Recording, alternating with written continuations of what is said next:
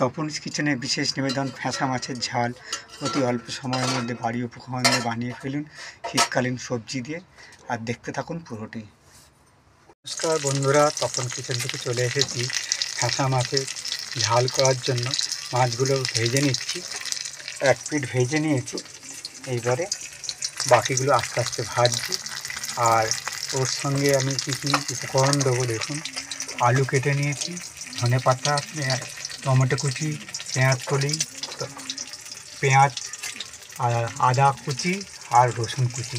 তো চলুন মাছগুলো ভেজে নিই, তারপরে বাকিগুলো আপনাদের দেখাচ্ছি। মাছ পুরো ভাজা হয়ে গেছে। এবারে ওই মাছ ভাজার তেলে দিয়ে দিচ্ছি কুচি করে রাখা রসুন। আপনারা রসুন বেটেও দিতে পারেন। রসুনটা হালকা ভাজা হয়ে গেলে কেটে রাখা আলুটা দিয়ে দেবো। রসুনটা হালকা ভাজা হয়ে গেছে, আলু দিয়ে দিয়েছি। আলুটাও তেলের সঙ্গে একটু হালকা লাল করে ভেজে নেব। আলু হালকা লাল ভাজা হয়ে গেছে, এবারে দিয়ে দিচ্ছি কেটে রাখা পেঁয়াজ কুচি। পেঁয়াজটা এবারে তেলের সঙ্গে ভেজে নেব।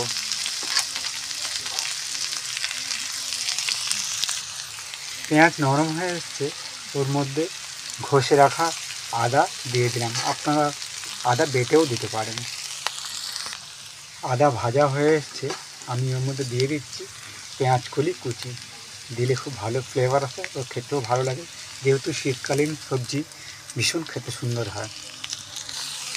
পেঁয়াজ কলিটা হালকা ভাজা হয়ে এসছে, আমি দিয়ে দিচ্ছি এর মধ্যে মাঝারি সাইজে একটা টমেটো কেটে রাখা দিয়ে দিলাম, এবং এর মধ্যে দিয়ে দেবো নুন আর হলুদ।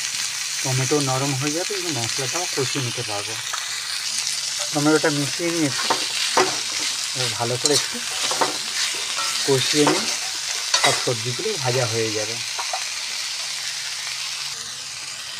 ওর মধ্যে 2 চামচ নুন দিয়ে দিচ্ছি, 1 চামচ দিয়ে দিয়েছি, আর 1 চামচ নুন ওর সঙ্গে অ্যাড করছি। আপনারা যেরকম নুন পছন্দ করেন সেই স্বাদ অনুযায়ী দেবেন। এবারে দিয়ে দেবো ওর মধ্যে 1 চামচ মতো হলুদ গুঁড়ো।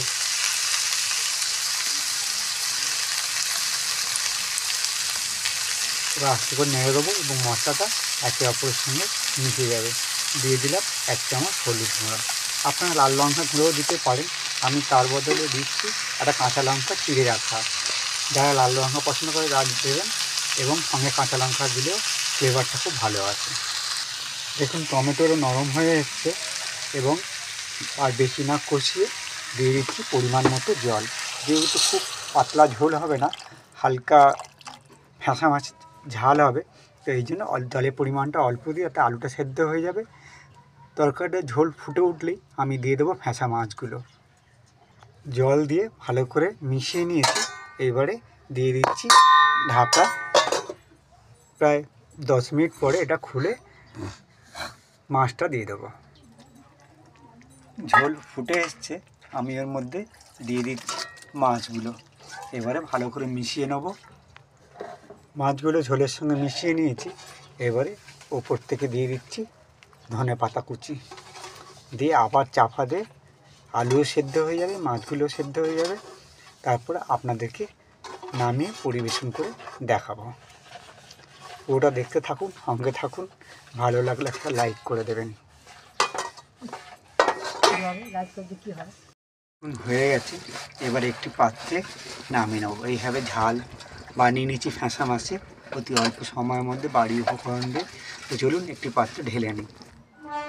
একটি পাত্রে ঢেলে নিয়েছি, দেখুন সুন্দর হয়েছে। আপনারাও বানিয়ে নিতে পারেন বাড়ির জন্য।